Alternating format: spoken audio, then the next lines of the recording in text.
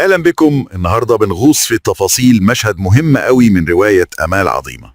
أيوة، مشهد عشاء غريب عند المحامي الغامض مستر جاجرز. بالظبط، هنركز على مقتطفات من الفصل 26 عشان نستكشف الشخصية دي والجو المشحون في بيته وقت العشاء ده. والمشهد ده بيبدأ بحاجة مميزة قوي لجاجرز، اللي هو غسيل الإيدين المهووس ده. فعلا مش نظافة عادية خالص. لا، ده بيستخدم صابون مخصوص معطر وبيكشط ضوافره بسكينة، كأنه يعني بيعمل عملية تعقيم لنفسه. وكأنه بيحاول يشيل أي أثر من العالم اللي بيتعامل معاه. بالظبط، كأنه بيبني السور بينه وبين، خلينا نقول، قذارة شغل المحاماة والعملاء بتوعه. بس الغريب بقى إن النظافة دي كلها بيقابلها تحفظ غريب في التعامل.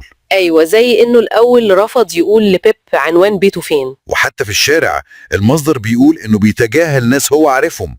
يعني إيه ده؟ هي دي جزء من شخصيته، السيطرة والمسافة، فصل تام بين شغله وحياته. يعني لازم يتحكم في مين يقرب ومين لأ. تماما، وده بقى بينعكس على بيته نفسه.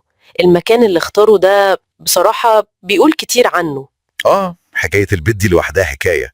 في شارع جيرارد بسوهو، فخم أيوة، بس تحسه مهمل كده. صح، محتاج دهان، والشبابيك مش نظيفة، المدخل كئيب، والغرف من جوه يعني بنية غامقة. والقفات كله تحسه رسمي قوي وتقيل، عملي بحت، كتب قانون وقضايا في كل حتة. ومفيش أي لمسة شخصية، مفيش زينة، كأن البيت مكتب كبير مش مكان للعيشة. ده بيأكد اهتمامه بالقوة، بالجوهر مش بالمظهر. تمام.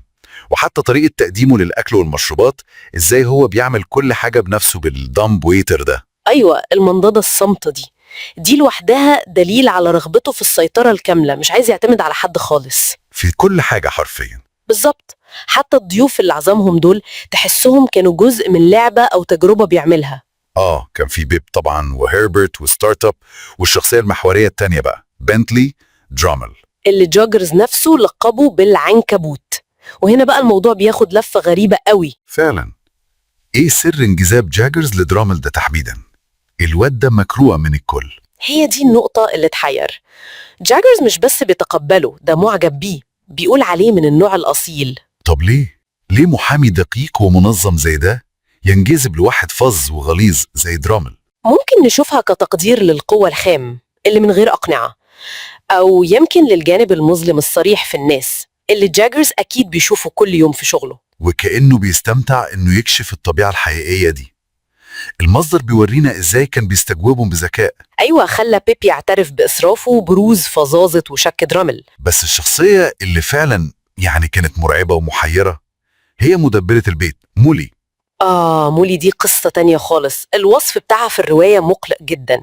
ست في 40، طويلة رشيقة بس شاحبة قوي، وعينيها مطفية ونظراتها فيها اضطراب وخوف، بالذات لما تبص لجاجرز. النص بيقول كأنها وش طالع من قدر صحراء، واضح إن في بينهم تاريخ طويل ومعقد ومخيف. المشهد اللي صعب يتنسي لما جاجرز خلاها توري معصوميها للضيوف. يا خبر، مشهد قاسي قوي. المصدر بيوصف المعصمين دول إنهم مشوهين وفيهم ندوب قديمة كتير، بس في نفس الوقت فيهم قوة غير عادية. وهو بيشرح ده ببرود تام، وهي بتتوسل بصوت واطي: يا سيدي لأ، أرجوك. هنا القسوة والسيطرة بيوصلوا للذروة. يعني هو مش بس بيورينا قوتها الجسدية الغريبة دي، لا طبعا، ده بيستعرض ملكيته ليها، سيطرته على ماضيها اللي واضح إنه كان عنيف ومؤلم قوي. المعصمين دول شهادة على حكايتها، حكاية هو المتحكم فيها دلوقتي، قوة من نوع تاني خالص غير قوة القانون والمحاكم. بالظبط. والجو ده كله بيوصل لقمة التوتر لما درامل بيحاول يحدف كساية على ستار تو بي في آخر العشاء. فوضى يعني. بس حتى في اللحظة دي جاجرز بيتدخل، وبمنتهى الحسم والبرود بيعلن إن العشاء خلص الساعة 9:30 بالدقيقة، كأنه بيقفل الستارة. سيطرة تامة حتى على الفوضى. هو المايسترو، هو اللي بيحدد الإيقاع والنهاية. وفي الآخر خالص بيب بيشوف جاجرز بيعمل إيه، بيغسل إيده تاني بنفس الطريقة المهووسة، كأنه بيتطهر من الليلة كلها، من الناس، من التوتر. جدا، النظافة الشخصية المبالغ فيها، والبيت المهمل، السيطرة التامة والانجذاب للعناصر المظلمة زي درامل ومولي. شخصية مركبة ومعقدة لأقصى درجة. والمشهد ده كشف لنا طبقات كتير منها، ولمح لأسراره ماضي ممكن يكون مظلم جدا، بالذات اللي يخص مولي. فعلا ما كانش مجرد عشاء وخلاص، دي كانت دراسة شخصية عميقة من خلال البيئة والتفاعلات. وده بيسيبنا بقى نفكر في سؤال مهم، ايه القصة الحقيقية ورا معصومين مولي وقوتهم؟ وليه جاجرز رجل القانون والمنطق والسيطرة بينجذب قوي للشخصيات اللي زي درامل دي؟ بالظبط، بينجذب للأصالة في سوقهم لدرجة إنه يعجب بيه وينصح بالابتعاد عنه في نفس اللحظة. يا ترى ده بيقول إيه عن جاجرز نفسه وعن نظرته للعالم اللي عايش وسطه؟ You know, have you ever been at like a dinner party or some social thing where you just sense all these undercurrents? Oh, yeah, Like everyone's acting a part, but the real stuff is happening in the looks, the pauses. definitely. And that's exactly the kind of feeling we get from the chapter we're looking at today, isn't it? A spider, a housekeeper, and a dinner. Precisely. So our plan for this deep dive is really to unpack this one specific dinner. It's hosted by this lawyer, this sort of guardian figure for his young client and a couple of friends. And we're aiming to see how power works in those subtle ways, you know, how little habits reveal big things about character and just the sheer tension under the surface. It's not your average meal. Not at all. And even the place itself, the guardian's home, it sort of sets the tone, doesn't it? It's described as more functional than, well, comfy. Yeah, almost like the house itself is part of the strategy. Yeah. And the people there are quite the characters. Okay, so let's start with the host, this guardian. He has this really noticeable routine before they even sit down to eat. Yeah. The hand washing. Oh, yeah. It's not just a quick wash either. It's like elaborate, lots of scented soap, this huge towel. A jack towel, yeah. And he's scraping his nails. Right. The whole thing feels intense. There's this fitted closet just full of the perfumed soap. So what do we make of that? Is it just extreme cleanliness? Well, maybe. But it could be more symbolic, couldn't it? Yeah. Like he's trying to wash away his job. There's that mention he was dealing with a nasty case right before. Ah, right. A kind of purification ritual, maybe? An aversion to contact? Something like that. It definitely sets him apart. And it seems like this need for distance carries over outside the house, too. You mean how people on the street seemed like they wanted to talk to him, but this halo of scented soap kind of kept them away? Exactly.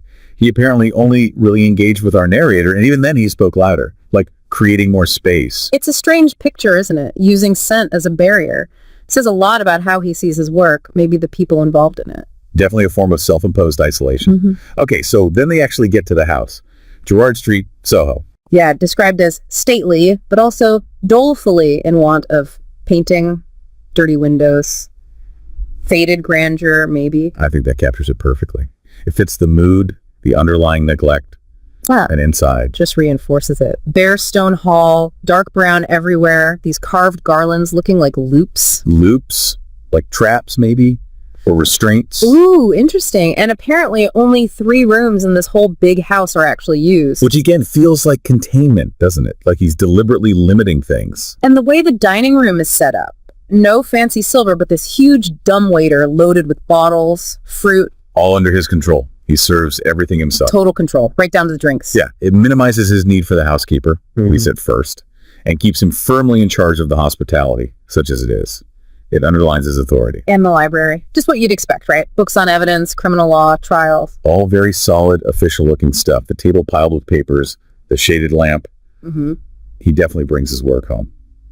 Or maybe his work is his home. Yeah, it feels like he's completely consumed by that legal world. Not much room for anything else. Seems that way. Okay, so the guests arrive, and the guardian gives them this searching look. And he immediately zeroes in on Dremel. Gives him that charming nickname, the Spider. Charming, yeah. Based on his blotchy, sprawly, sulky look. While Startup, the one with the delicate face, barely gets a glance. It's quite revealing, isn't it? He's drawn to Drummel's, well, unpleasantness. Finds it interesting. Maybe it's familiar territory for him, given his job. He seems to prefer that kind of darkness. Could be. It certainly shows a particular taste, let's say. And then there's the housekeeper. Wow, what a description. Tall, pale, large faded eyes, streaming hair. And that comparison to the witches in Macbeth, because of this look of suddenness and flutter. Yeah, maybe a heart condition, the narrator guesses, but it definitely adds this unsettling, almost supernatural vibe. It really does. She feels connected to the shadows of the place. She just quietly announces dinner and vanishes. But she doesn't really vanish, does she? During the meal, the narrator notices her watching the guardian constantly. hesitating when she serves him. Right. As if she's always expecting him to react somehow. And the narrator feels the guardian knows this, enjoys keeping her on edge, maybe? It points to a really skewed power dynamic, doesn't it? A complex history there, you can feel it.